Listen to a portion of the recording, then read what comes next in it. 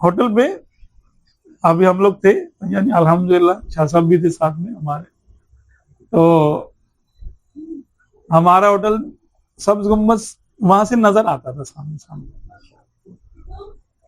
تو بس یہ دل زیادہ میرا تو یہ چاہتا تھا کہ میں یا تو مواد اقدس پہ جگہ ملے، وہاں زیادہ جگہ ملتی نہیں ہے، ظاہر سی بات ہے ٹائم نہیں ہوتا زیادہ، پھر لوگ بھی انٹرپٹ زیادہ کرتے ہیں، یا پھر صحن میں کسی کو کھڑا نہیں ہونے دے رہے، یا پھر گیٹ پہ بھی مسائل ہیں، لوگ آتے جاتے رہتے ہیں، خواتین بھی ہوتی ہیں، توجہ ذرا پوری طرح نہیں ہوتی. وہ ہوٹل میں بڑی اچھی جگہ تھی.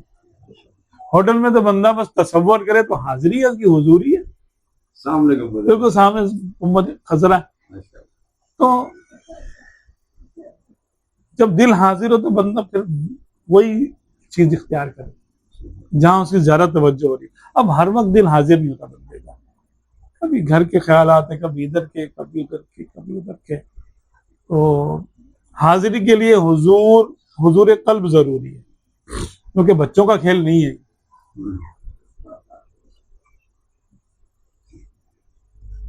ہزار بار بشویم دہن ز مشک و گلاب، اگر میں اپنا منہ 1000 بار بھی دھوؤں مشک سے اور گلاب سے، ہنوز نام تو گفتن کمال بے ادبی، کہ ابھی بھی یا رسول اللہ آپ کا نام پاک لینا میں بے ادبی کا کمال سمجھتا ہوں.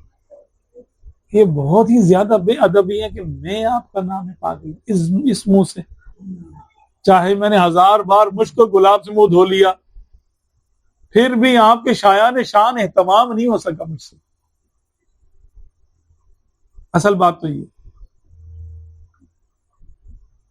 کیا ہمارا اہتمام، لیکن جتنا ہے اتنا تو ہو جائے. اس لیے بزرگ فرماتے ہیں کہ جب تک مواضع اقدس میں اگر آپ کو زیادہ دیر بیٹھنے کا موقع ملے، تو پہلے تو اتنا رش نہیں ہوتا تھا، بزرگان دین جا کے بیٹھتے بھی تھے، وہاں بیٹھ کے میلاد پڑھتے تھے سنہرے جالیوں کے سامنے. محفل میلاد ہوا کرتی تھی ترکوں کے دور میں، اس کی ویڈیوز موجود ہیں کچھ، اور تصویریں تو ہیں، میں نے بھی دیکھی ہیں. تو اس وقت بھی یہی حکم تھا کہ جب تک آپ کے دل میں دنیاوی خیالات نہیں آ رہے آپ بیٹھو. وہاں کوئی ہٹانے والا نہیں تھا اس ٹائم،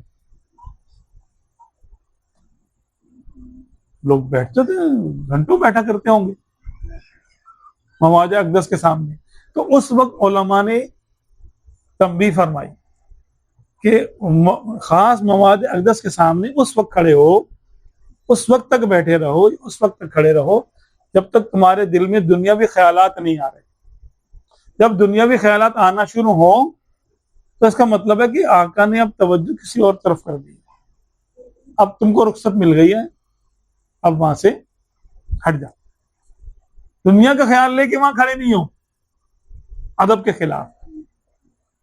جب آقا کے سامنے کھڑے ہو تو پھر آقا ہی کا خیال ہو، بس دیٹس اٹ، ختم. اور وہ ہم جیسوں کو نصیب جب ہو جائے، جتنے دیر ہو جائے. ہمیں تو نماز میں صحیح سے خیالات نہیں آتے، ادھر کے ادھر کے خیالات آتے رہتے. اب نماز تو لیکن فرض پڑھنی ہے. لیکن مواضع اقدس میں یہ ہے کہ جب تک آپ ہم کلام ہیں، سمجھ لو کہ آقا کی توجہ ہے آپ کی طرف. جب آپ کو دنیاوی خیالات آنا شروع ہوں تو پھر آپ تھوڑا آگے پیچھے ہٹ جائیں. آپ کو رخصت مل گئی، سمجھ لو آپ کا کام جو بھی تھا، آپ کا اس وقت کی حاضری کا مقصد تھا، وہ ہو گیا، رخصت مل گئی.